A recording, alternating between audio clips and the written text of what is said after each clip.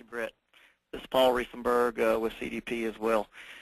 Just as a reminder, you can type your questions in as they come up during the presentation, and then we will field those questions at the end of the presentation.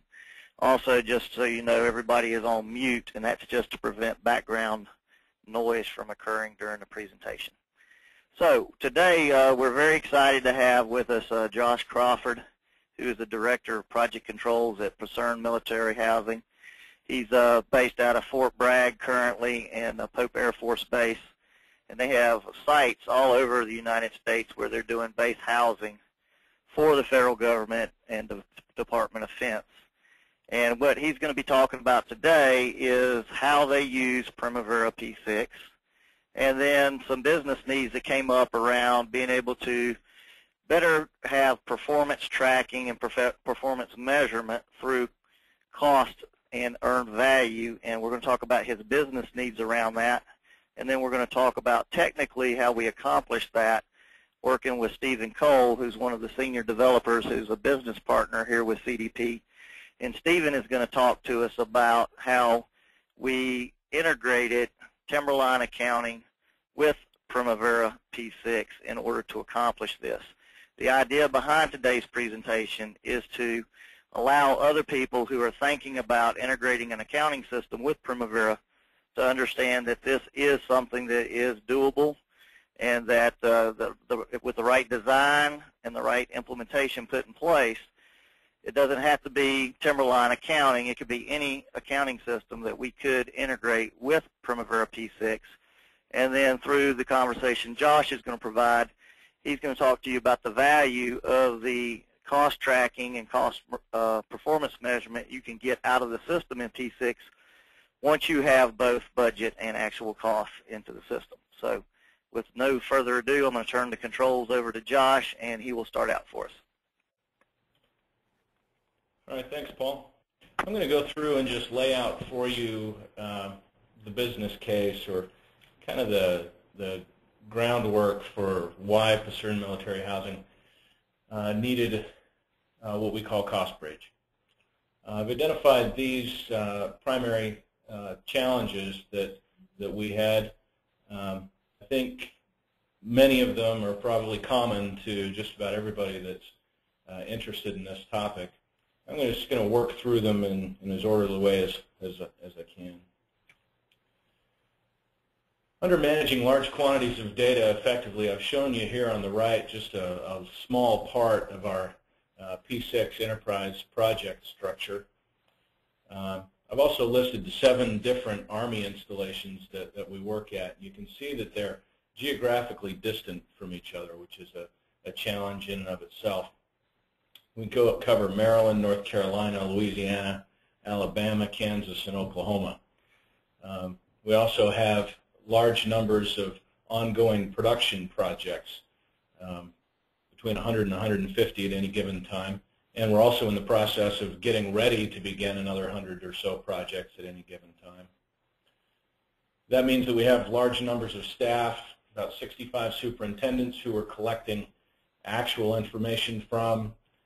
Those superintendents, report to community builders or project managers, and then we have our director level and executive level managers as well. The priority for our project controls group has always been and will always be on effective analysis of information. And we, first off, needed a way to manage tremendously large amount of data so that our focus could stay on the analysis of information and less so on the repetitive management or repetitive entry of information. We also have relatively diverse scopes. I've listed here kind of some of the ranges that we deal with. Small site development projects to very large multi-phase neighborhood developments. Same thing for our vertical construction phases, and then the styles vary differently. We could renovate World War II homes that were designed in the 70s or using an 80s style, and I know it'll strike some of you as odd, but some of the homes on military posts have no style whatsoever. We also do commercial type type construction, and the types of information that are coming from each of those projects vary quite radically, and so we need a tremendous amount of flexibility. Under gathering the right data, we made a decision a long time ago that our schedules were going to be built by the people who are managing the work in the field. And that means that fundamentally the superintendent is the person that determines what the activities in the schedule are going to be and what the sub-job and WBS structures are going to be. Since we engage superintendents very closely, that generally means that we have a short turnaround time for preparing the final schedule. And there's also a desire for superintendents to be able to update schedules quickly, which means that there's a reduced number of activities, that their interface in the web-based module is relatively simplistic, and that the whole process for them inputting information needs to be very clean and very quick. That means that one of the things that we have to do before a project even starts is have significant coordination with estimating and accounting. You can see here on the right that one of the things that we do is align our cost accounts with the activities in a schedule as much as possible. And if you follow those light blue arrows, you can see how we would tie plumbing rough-in the schedule to a cost account within the cost structure of a particular project in Timberline. This slide's a little complicated, so I'm going to try and walk you through as best I can so that you can understand what we're doing with Costbridge. This is a screenshot of our building. In this case, we always schedule on a building level, which means that in some cases, for example, a single-family home would only have one element of cost. But if it's a duplex, then we need to be able to tie two homes to one WBS. Same thing for a triplex or for a quadplex. Essentially what that means is that our project has to be set up in P6 to equal a project in Timberline. And then our WBS2 structure is built so that a WBS2 in P6 equals a sub-job or extra in Timberline. So what you can see is that for this particular activity under our rough-in WBS3 vinyl siding, the total cost for this particular building is $19,279, which is composed of the 4 sub-jobs which are attached to this WBS2 through Costbridge.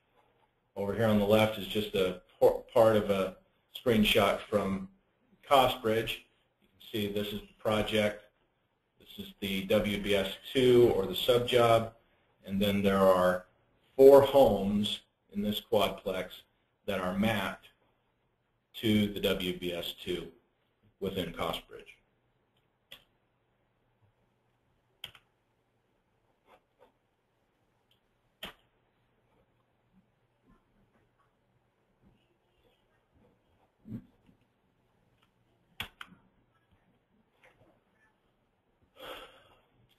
Under handling cost information, there's only 2 pieces of information that we being project controls, need to enter related to cost within a particular activity within the schedule. So for example, here in this plumbing rough-in activity, you can see that we assign the subcontractor using a resource ID to that activity and the cost account. All of the budgeted cost and other cost information will be put into the schedule automatically through Costbridge. So what that means is that when we build the first WBS2, we will go through and add the subcontractor name and the cost account that corresponds to Timberline for one complete WBS2, and then when we use the WBS copy function of P6, we can replicate that for however many quadplex buildings are within that sequence, and all of the costs will then flow automatically without us having to do a tremendous amount of data entry. This eliminates, like I said, a tremendous amount of entry for us and capitalizes on data that is entered by our accounting group, particularly as actual cost starts to occur within a project. If these three items that I've listed here at the top are set up correctly within Primavera, Costbridge will eliminate the need for us to enter budgeted cost on an activity level. Every month it will bring over the actual cost. And then we also use a method for bringing over projected cost at completion information.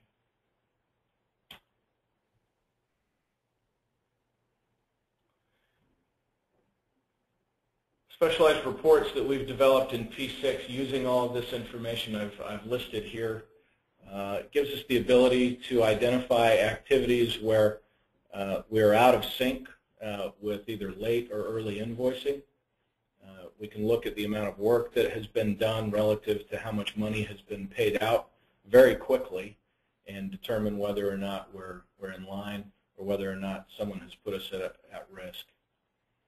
We're also able to process payment processing reports, and by that I mean when it's time to pay someone, we can run reports that show how much they have been paid in the past, but also how much they should be paid based on the amount of work that they've completed during a particular period. Also gives us a very quick ability to run cost analysis versus our original baseline, what we might call a burn rate, but also gives us the ability to do monthly cost analysis versus what we expected and what we baselined in the previous month. Value of completed work analysis is also very easy. Earned value analysis is very easy. And then our projected cost at completion reports are run through P6 as well. Let me just explain that to you quickly if you can visualize this. When we do our initial cost download, or we bring our budgeted cost over initially, we run a baseline on that schedule. After that, we flip a switch in Costbridge that I think Stephen's going to show you that will then bring over projected cost at completion. As our superintendents and our community builders enter projected cost at completion into Timberline, that information is then brought into the budgeted cost field within P6, which allows us to distribute it over time. And by doing that, we can then run future projection reports based on that projected cost at completion information. And then the last one is that it gives us the ability to do summary level projected cost at completion reports at the EPS level using the budgeting tools in P6. So that concludes what I'm going to say, at least initially. I'm going to turn it over to Stephen Cole to talk about the technicalities of how Costbridge works.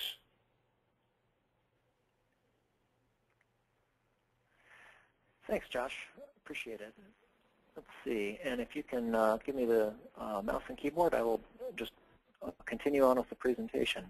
What I'm going to do is talk a little bit about the objectives that we set for the technology development of Costbridge, and then go through a process diagram that shows some of the different elements of the solution, and then show you some of the UI portions so you can get a flavor of the software. And as Paul mentioned at the beginning, we'll be happy to take questions at the end. So if there are things that I do not cover that you're interested in, please either enter in a question in the chat window or ask at the end of the presentation. I'll be happy to answer any technical questions.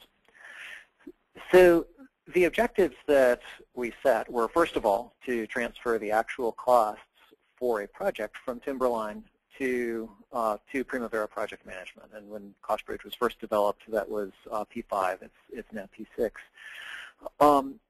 We also set as an objective to have the Costbridge solution impose few constraints on the way cost structures, job cost structures, or the P6 schedules were done. We did not want to create a massive technology infrastructure that required people to do their jobs in a certain way. So we said, let's constrain the accounting staff and the project management, project control staff as little as we are able to do. Last, one of the key objectives was to make the solution be based on a point-in-time transfer. And in fact, the point in time is specified by the end user. We considered lights-out automated models where we would transfer cost automatically. And after a fair bit of discussion of business processes, we decided that the best approach was to have the users enter Costbridge at a particular point in time and initiate the transfer of cost either for a single job or for all jobs that were enabled for this process for an entire base. So I'm going to show you a conceptual diagram of how Costbridge works. There are 3 database applications in this picture. On the left, we have Timberline, which is Sage Timberline Office. That's Concerned Military Housing's accounting system and specifically job cost accounting system. On the right, we've got Primavera, Primavera Project Manager, which is used for scheduling. And in the center, we've got Costbridge. And as you'll see from the diagram, Costbridge does have a database of its own, and I'll describe that a little bit more in just a minute. The process begins in the separate departments that have ownership of the Timberline and Primavera deployments within Concern. So the accounting staff sets up cost structures within Timberline. The project management, project control staff set up schedules within Primavera. And those activities can take place in parallel. And again, we don't constrain them to set up identical structures. After they have set up job cost structures in Timberline and project schedules in P6, there are background processes that are part of Costbridge that synchronize those structures and bring them into the Costbridge database. What I mean by that is we look at the job coding structure in Timberline, the job extra cost code category structure, if you're familiar with Timberline, and we set up those codes in the Costbridge database. Similarly, we look at the work breakdown structure in Primavera, which looks like a tree, and we take a snapshot of all of the top-level branches of that tree for each project in Primavera. So the Costbridge database at this point automatically has a picture of the structure of what's going on in these 2 systems. It does not have detail about costs and activities. That will come later. So there's a UI portion to Costbridge. It's a web-based UI. And its purpose is, first and foremost, to set up mappings between the Timberline and the Primavera structures. So Josh already described this, but one of the things that is characteristic of Concern's business practices is that they measure cost at the unit of a housing unit, and they schedule and measure construction progress at the level of a building. And when they're building a multifamily or a multi-unit structure, those 2 are not the same thing. So the mappings provide the user, the project controls person within Concern, the ability to define which housing units for which we're going to accumulate cost map to which buildings which appear on the schedule. So we saw that some in Josh's slides, and I'll show you what it looks like in the Costbridge UI in a moment. Okay, once those mappings are in place, cost accrues to the project, and that can be in the form of accounts payable invoices and timesheets and all of the other inputs to the Timberline job cost system. And then at some point in time, the project controls staff will come in and say it is time to transfer this cost from Timberline over to P6. So using the Costbridge UI, they initiate a transfer, either for a single job or for a post using a feature that we call auto run. And what that does is it causes another background process to capture the cost at that point in time from Timberline. There's then a separate background process that applies that cost to the P6 schedule. And the two pieces here are separated in part because at the time these applications, at the time Costbridge was first implemented, these applications used different technology frameworks for their API capability. And for any software developers in the audience, the access to Timberline is done through ODBC, and the access to Primavera is done through the Primavera Java API. And I won't get into much further detail about the technology, but I'll be happy to take questions at the end for any folks that are interested. Once the cost has been applied to the P6 schedule, at that point we have the data in place. We've got actual costs compared to schedule and the estimated costs. We've got the data that's needed to do earned value, projected costs at complete reporting, and so forth. All of the custom reports that Josh mentioned on his slide. So that's the outline of the Costbridge technology. Let's take a look at the UI. Sorry, we'll take a look at the UI in just a moment. I do want to talk about a couple of the business rules that were influential in the design of Costbridge. One was really a constraint that we have loose coupling between these two systems. We do not do text matching between, say, text strings that are typed in Timberline and Primavera, really because that is susceptible to spelling differences and hyphenation differences and things like that.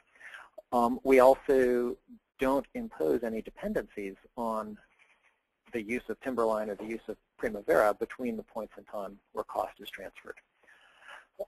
We were able to make a couple of simplifying assumptions that reflect Discern's business practices that really were important for establishing the mapping.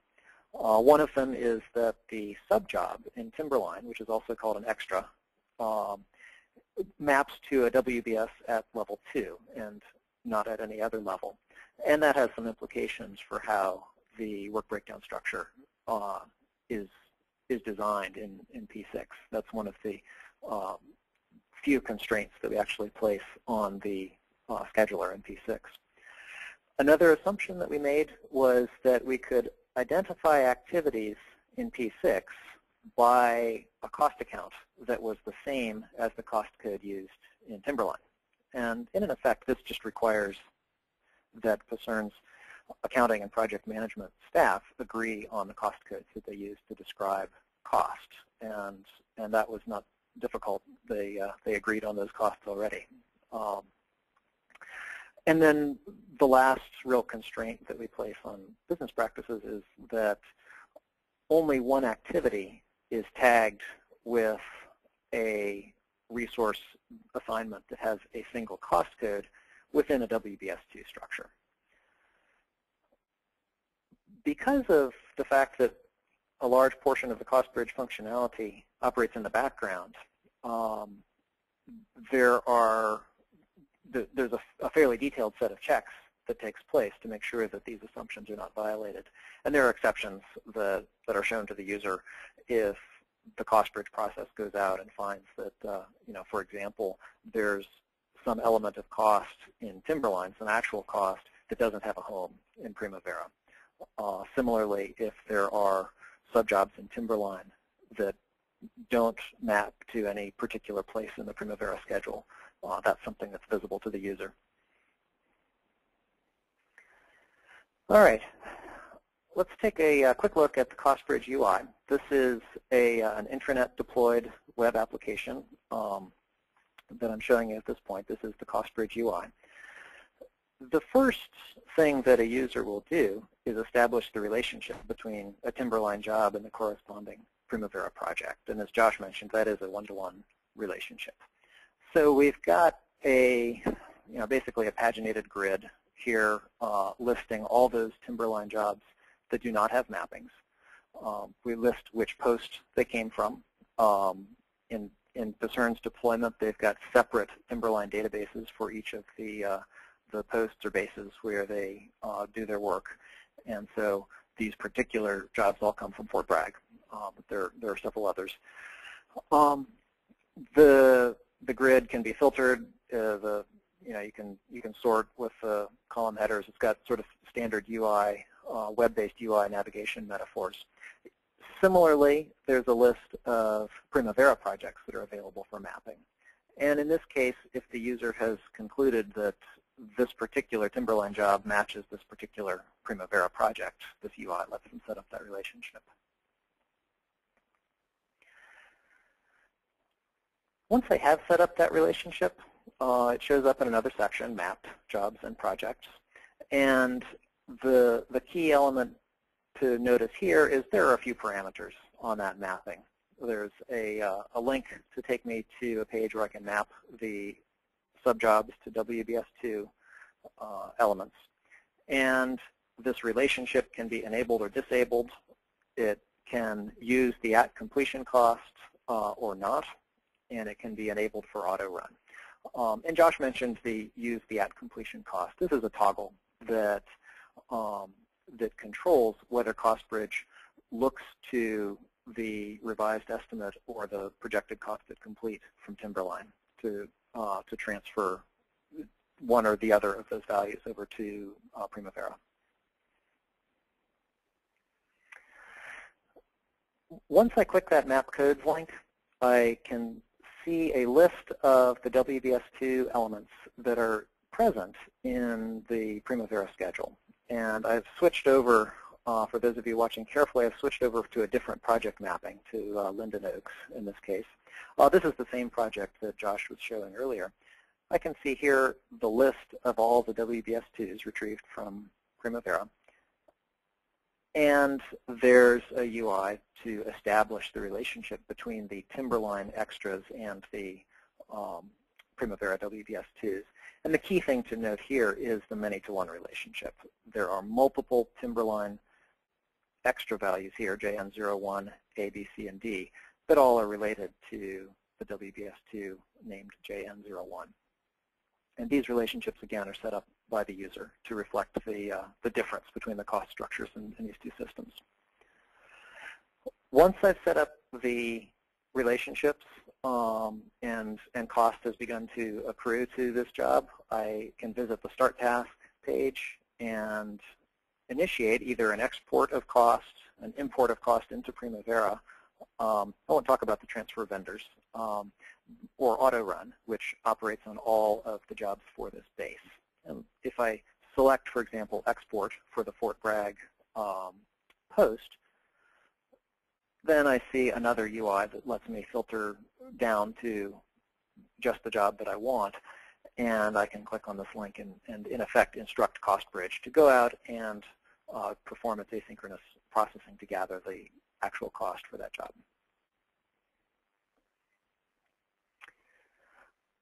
There is a page to review the history of these cost transfer tasks. Here is what we see when we search on that Linden Oaks project. We can see that we exported costs successfully and that we've performed 2 imports. One of them ended in a warning and one was successful. If we drill in to see what happened with the one that had a warning, we'll see some of those exception reports that I mentioned earlier. And what they have to do with is incomplete mappings between Timberline and Primavera. So most likely what this represents is a case where the mapping was in progress and the project controls manager or staffer went in and said, you know, let's validate whether these mappings are all present or not.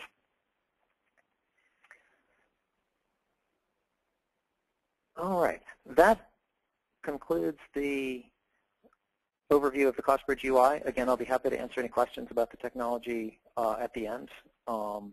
In particular, if you're looking for more technical detail or if you'd like to know more about the process that we used to build this. But now I will turn this back over to you, Josh.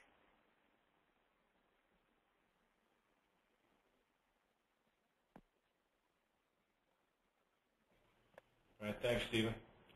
I just listed here the 5 primary improvements I think that this has made for us.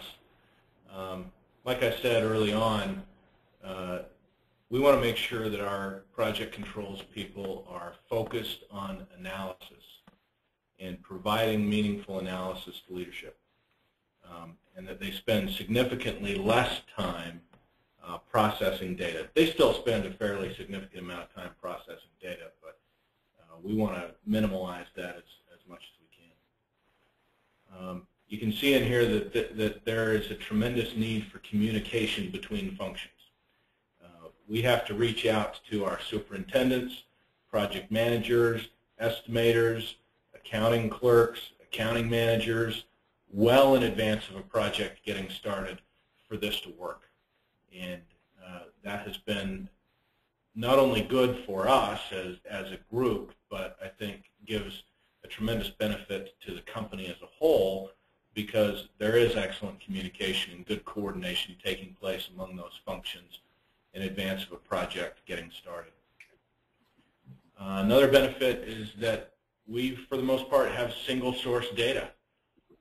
Our accounting information ties to our project controls information in a way that we can give it to our finance department, and all of us have the same information, which simplifies our reporting to leadership and reduces the amount of time that we have to spend going back and forth trying to figure out who got it right and who didn't.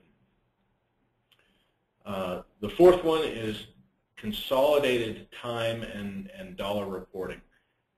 If we didn't have Costbridge, it would be very difficult for us to marry cost reports and time reports together in a meaningful way.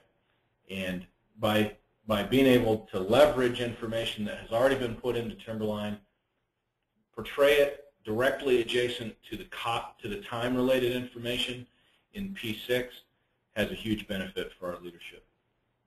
And then finally, employees are engaged and happy. And I know that sounds kind of trite, but we made a decision a long time ago that project controls was not going to be the data entry boring job in the company. And by minimalizing the amount of time that project controls people have to spend entering data, I think they are more engaged. They get to do more interesting things with their time. They get their hands dirty in some schedules. It gives them time to go out in the field and verify progress, to engage people, and that makes a much happier project controls employee. And I think that finishes our presentation.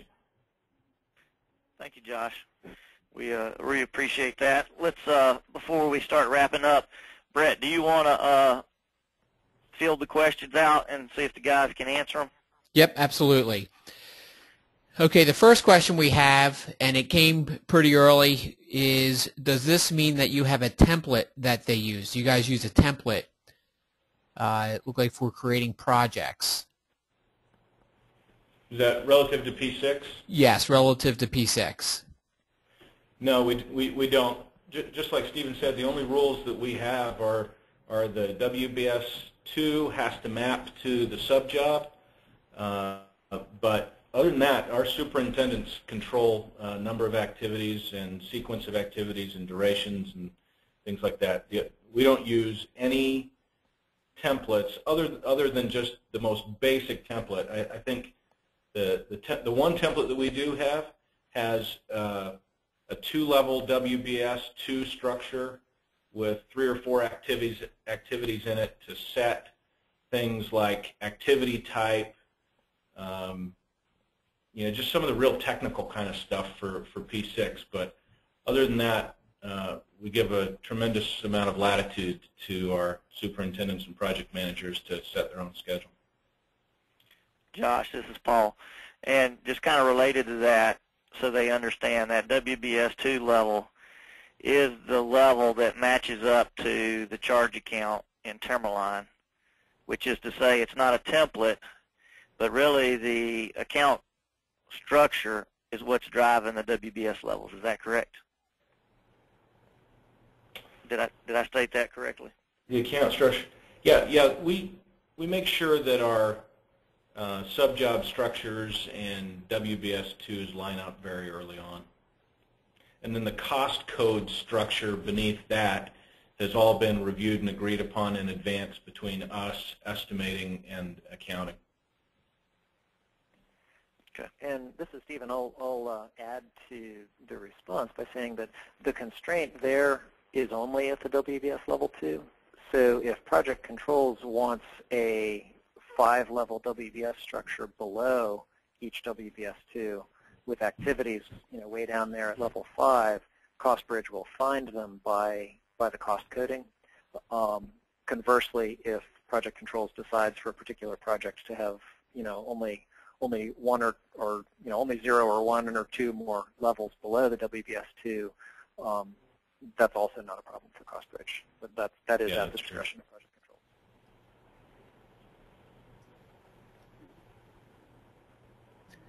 Okay, the next question is, how long is the training for new project managers so they can produce the same schedules / WBSs? I think they grasp that concept relatively quickly. Maybe I can clarify by saying that when I say that our superintendents and community builders build the schedule, what I really mean by that is they tell a well-trained scheduler or project controls manager what the activities are, what the durations are, what the sequence is, and the project controls people actually build the schedule within P6. So we try and minimize their time in having to build the schedule themselves by using our well-trained people in the project controls group to do that. Okay. Are the activities pulled from Timberline pulled into P6, or are they created manually in P6? Activities are created in P6 manually. It's all of the cost-related information that is loaded by Costbridge into P6. Okay. Now the next question is about the reception. Someone had poor reception. I just wanted to answer this question that this has been a recorded webinar, and the recording is available, and you will get a link to the recording after the webinar is complete. The next question is, what cost types does your firm run through this process? How are they lagged invoices from vendors dealt with when analyzing earned value?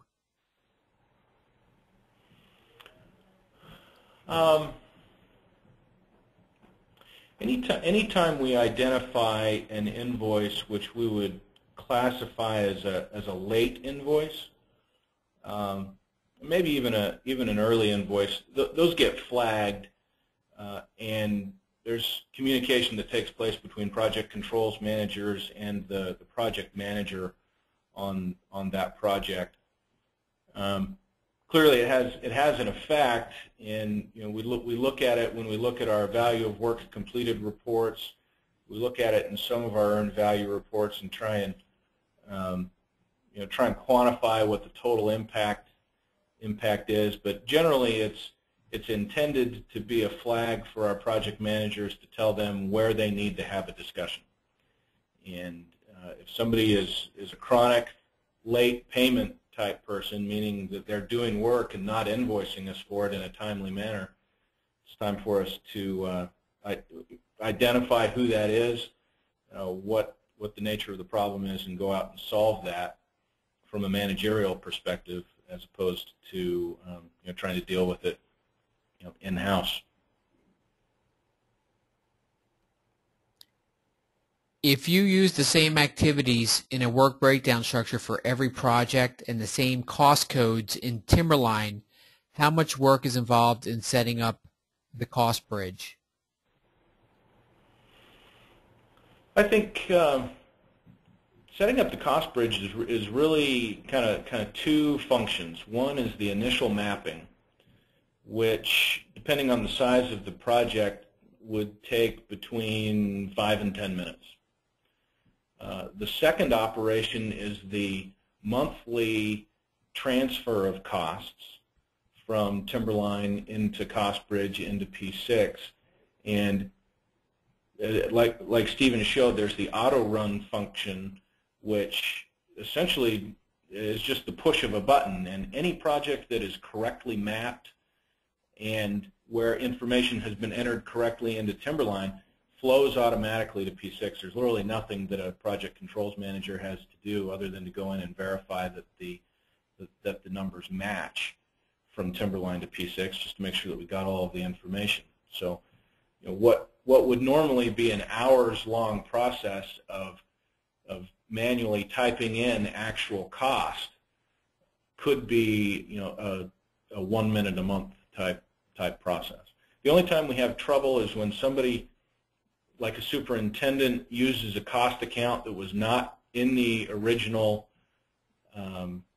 layout or doesn't exist in P6, and consequently we get an error message, or if something has been misclassified in the processing of invoices on the accounting side, and potentially there's an issue if we have mismapped something using Costbridge, although that's rare. And we find those situations from time to time and go back to the people that created that error and either work with our accounting people or a superintendent to get the cost applied to the right place. Can you push data from the Primavera timesheets back to Timberline using Costbridge? No. Right now, Costbridge is a one-way street. It extracts information from Timberline and moves it into P6. We are working on a process where we would take completion information from P6, meaning percent completes, actual start, actual finish dates, and try and push that information back into Timberline for payment processes. But that's still something that's in the conceptual phase. And this is Stephen. I'll add just a little bit to that.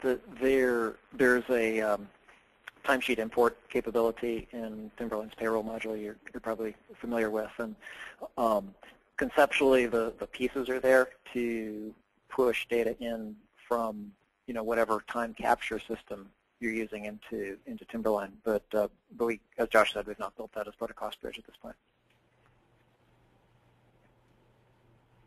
Are cost and units imported into P6 at the WBS level or activity resource level? Activity resource. And how are your resources set up? Labor, non-labor materials, units of measure?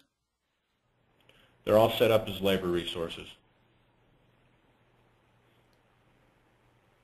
And as a follow-up, are you running subs only? Meaning subcontractors? Yes. No, we have some places where we have material vendors who provide material for us, and then we have separate labor. The reason that we use all labor resources is because of the way that our activities are structured and the way that we report on units of completed work, which is a little bit more than I think we probably want to get into right here, but it's just based on the way that P6 calculates labor resources different than it does material subcontractor resources. Are actual costs transferred as cumulative cost or period cost? They come over as cumulative costs, but we do use a store period performance procedure every month so that we can segregate out how much occurred during a particular financial period. Okay, we're getting to the end here. We have a few more. What are you seeing in the mapping process? I'm not sure what that's referring to. I'll take a crack at it. Essentially, the mapping process is two things. One, taking a project in P6 and telling it which project in Timberline you want it to talk to. And then secondly, you're going down to the WBS2 and sub-job level, and you're saying these 3 sub-jobs attached to this WBS. and these three get attached to this WBS. That's the only mapping that's really necessary. Below that level, we let the cost accounts find themselves. And if there's an error in the cost account structures, then Costbridge identifies that error. Okay, we had another question to that. The error question refers to the statement that if it is mapped correctly. Okay. Essentially, the only error that could occur there would be that a project controls manager mapped a sub-job incorrectly to a building. So say you have building A and building B, that they may be interchanged in some fashion, and that happens pretty rarely. It's easy to correct. Okay. How many people are in your project control staff, and how many project managers do you have? We have 6 project controls managers and 1 very talented scheduler. And then we have, I think, between, I think, like I said in the first couple of slides, about 65 superintendents and 20 to 25 project managers. And does Costbridge have an administration UI to manage users? No. We've given full access rights to all of our project controls managers. The way we manage security on that essentially is that we only provide the URL to our project controls people.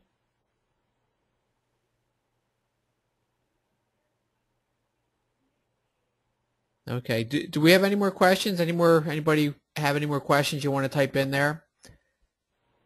At this point, we are pretty much out of questions. And Josh, you've done a great job in answering these questions. He has done a wonderful job. So Steven, we'll go ahead and wrap it up.